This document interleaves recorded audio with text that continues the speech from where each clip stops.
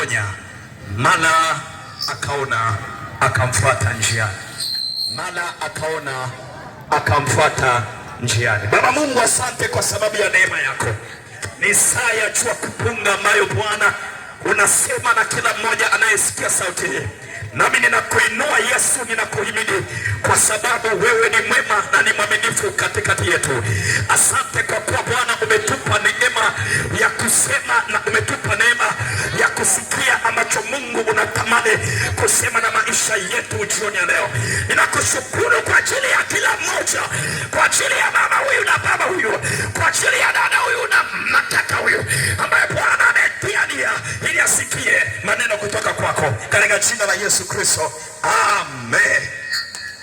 Nipe dakika tu chache, mtu wa Mungu ambaye unanisikia hapa, nipate kuyanena maneno mazuri ya Mungu aliye hai. Biblia inazungumza, inasema ya kwamba Yesu alikuwa akizunguka mahala akihubiri injili ya ufalme, na Biblia inasema ya kwamba siku moja Yesu akawa yuko Yeriko, na alipokuwa Yeriko akihubiri injili, akiponya wagonjwa, akifanya miujiza mikubwa, na Biblia inazungumza, inasema ya kwamba akamthibitisha Mungu kwa weza, akamthibitisha Mungu kwa ishara, akamthibitisha Mungu kwa miujiza akiwa katikati ya mji wa Yeriko. Biblia inazungumza, inasema ya kwamba alikutana na mtu mmoja anaitwa Zakayo. Inasema ya kwamba alipokutana naye Zakayo aliyekuwa mkuu, akawa amepokea uweza, akawa ameokolewa kutoka kwenye vile vifungo vya dhambi ambavyo alikuwa navyo Zakayo.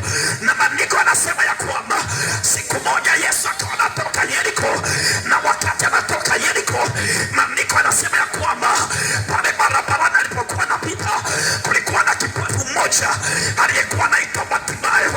Huyu Bartimayo alikuwa ni kipofu, na kazi yake kubwa ilikuwa ni hii ya kwamba alikuwa anawekwa njiani ili aombe sadaka, ili aombe fedha kwa watu waliokuwa wanapita njiani. Bartimayo ndiye alikuwa maisha yake hayo. Kwa hiyo anawekwa barabarani, anakaa barabarani, anasubiri watu wanaopita ili wampe fedha, na ndio yakawa maisha yake, yakawa maisha ya Bartimayo. Maandiko anasema ya kwamba Bartimayo akasikia umati wa watu unapita, na umati wa watu ule uliokuwa unapita, maana yake kulikuwa na makelele, watu wengi walikuwa wanapiga kelele, kulikuwa na makelele ya kutosha. Bartimayo kwa sababu ana masikio ambayo alikuwa anasikia, akasikia watu wanaongea, akasikia watu wanasema, na Biblia inasema ya kwamba aliposikia watu wanasema, ikabidi Bartimayo aulize ya kwamba jamani, ni nani anayepita? Wakamwambia Yesu, mwana wa Daudi anapita. Bartimayo akajua ya kwamba huyu anayepita sio kawaida. Bartimayo akajua ya kwamba huyu anayepita sio kawaida. Huyu anayepita anaponya magonjwa, huyu anayepita anafufua watu, huyu anayepita anasaidia watu, huyu anayepita anatabirisha watu, huyu anayepita anatenda makubwa. Ngoja nikuambie, ukiwa kama Bartimayo, nimekuja kukuletea yule ambaye ni mkubwa, anapita kwenye masikio yako jioni leo, anapita kwenye biashara yako jioni leo, anapita mama ulipo jioni leo. Yesu akawa anapita mahali ambako Zakayo alikuwa, mahali ambapo Bartimayo alikuwepo, na maandiko anasema ya kwamba wakati Yesu anapita mahali ambako Bartimayo yupo, linasema ya kwamba Bartimayo akasema, hii ni fursa kubwa ambayo naweza nikaitumia ili nipate kupata uponyaji. Ngoja nikuambie, Yesu tuliyemleta kwako ni uhakika wa uthibitisho ya kwamba anaponya magonjwa. Yesu tuliyemleta kwako ni uhakika ya uthibitisho ya kwamba yeye anafanya miujiza. Bartimayo akasikia watu wanapiga kelele, Yesu akawa anapita. Wakati Yesu anapita, Biblia inazungumza, inasema ya kwamba Bartimayo akawauliza, jamani, ni nani anayepita? Wakamwambia Bartimayo ya kwamba Yesu anapita. Bartimayo alijua vizuri, maana aliwahi kusikia habari za Yesu ya kwamba kuna mtu mmoja alikuwa kipofu. Yesu akamponya, akamwambia neno kanawe katabirika la Siloamu. Yule mtu akajua ya kwamba huyu anayepita anaweza kauondoa ugonjwa wangu. Maandiko anasema ya kwamba Bartimayo akaanza kupiga kelele, akasema, Yesu mwana wa Daudi, unirehemu siku maisha yako anaitwa Yesu wa Nazareti. Nimemleta naye rehemu. Yeye anasamehe dhambi, yeye anasamehe dhambi, anawasamehe waliokuwa wameshindikana, anasamehe makahaba wanaitwa kina Rahabu. Yesu akawasamehe na wakapata kuwa salama. Yesu anasamehe wapenda dhambi, Yesu anasamehe wauaji, Yesu anasamehe wezi, Yesu anasamehe waongo, Yesu anasamehe waasherati.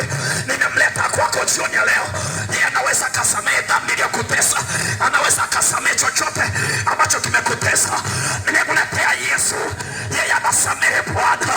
Hatima yakajua ya kwamba huyo anayepita sio kawaida, anaweza akanirehemu, lakini akaniponya magonjwa yanayonisumbua na kunitesa, anaweza akaniondolea upofu.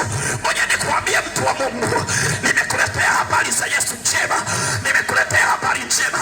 Hizi ni habari zinazotenda makubwa. Ukiona mahali popote Yesu anahubiriwa kwa uhalisi, maana yake nini? Maana yake ni habari njema imeletwa kwako. Hakuna mahali Yesu alipita akaleta bahati mbaya.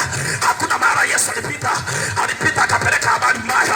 Ile mahali Yesu alipopita, yeye alipeleka habari njema, nami nimemleta kwako jioni ya leo.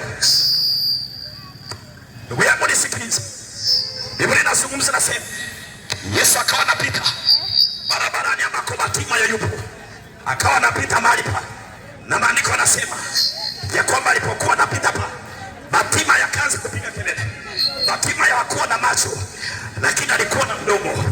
Ngoja nikwambie, wakati mwingine unaweza ukawa na tesa na dhambi, lakini ile shauku ya kusema ya kwamba leo ninamhitaji Yesu anisaidie, hii ni shauku njema sana, ambayo inaweza ikaleta ukombozi juu ya maisha yako baba, inaweza ikaleta ukombozi juu ya maisha yako dada, inaweza ikaleta ukombozi juu ya maisha yako dada yangu.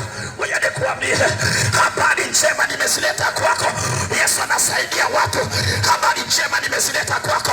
Yesu anafungua watu. Habari njema nimezileta kwako. Yesu anatenda makubwa. Rehema za Yesu zimebeba mambo matatu. Rehema za Yesu zimebeba jambo la kwanza, msamaha wa dhambi. Ukiona mahali popote kuna rehema za Mungu, ukiona mahali popote kuna rehema za Yesu, maana yake kuna msamaha wa dhambi. Tulistahili kufa wote kwa sababu Adamu alitenda dhambi, nasi tukaishi kwenye maisha hayo, tukajikuta tunatenda dhambi. Mwanadamu yoyote ambaye amezaliwa na mwanamke ni mwanadamu ambaye amezaliwa kawa naishi kwenye maisha ya dhambi. Lakini maandiko yanasema ya kwamba rehema za Mungu zilipokuja, zimekuja na msamaha. Ngoja nikwambie, Bartimayo alijua ya kwamba Mungu akinisamehe, Mungu akinirehemu, ni Mungu anayenisamehe. Bartimayo alijua ya kwamba huyu Mungu nikimwita anaweza kanisamehe dhambi yangu. Huyu Yesu nikimwita anaweza kanisamehe ile dhambi niliyoitenda. Ngoja nikwambie mtu wa Mungu, nimemleta kwako Yesu. Ukiona kuna rehema za Mungu, ujue kuna msamaha wa Bwana.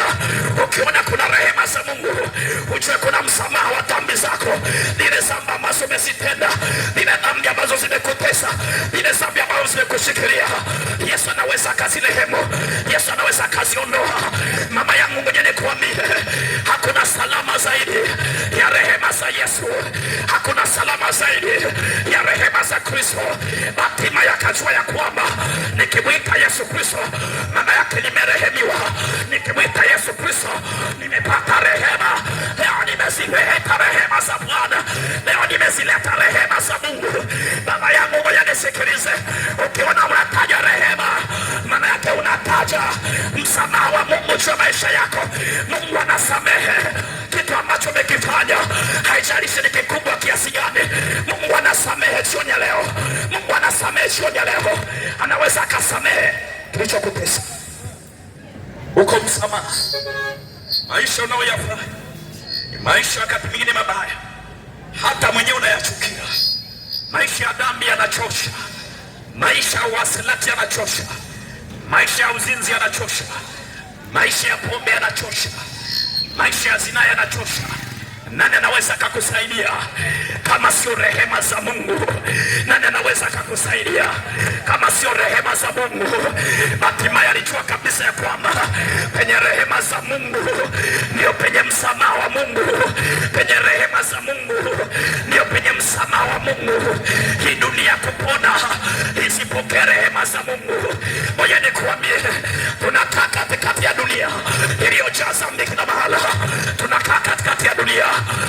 kumejaa uovu kila mahala. Nani mwenye kutuhurumia? Ni rehema za Mungu ambazo zimebeba msamaha wake. Ni rehema za Mungu ambazo zimebeba msamaha wake. Ni rehema za Mungu zilizobeba msamaha wake. Ndugu yangu mwenye nikwambie, nimezileta rehema kwako. Nimezileta rehema za Mungu katikati ya maisha yako. Nimezileta rehema za Mungu katikati ya ndoa zako. Nimeileta rehema ya Mungu katika kila chochote unachokifanya. Iko rehema Baba, iko rehema Bwana, iko rehema kaka, iko rehema kijana. Nimeileta rehema. Ngoja nikwambie, Batima yakapiga kelele akasema, Yesu mwana wa Daudi unirehemu. Ngoja nikwambie, na wewe leo piga kelele, mwambie Bwana akurehemu. Chochote unachokifanya, chochote ulichokifanya, Mungu anaweza akarehemu. Batima alijua ya kwamba usalama wa maisha yake ni para atapokea rehema. Batima alijua ya kwamba usalama wa maisha yake ni para rehema za Mungu kuingia ndani yake. Rehema za Mungu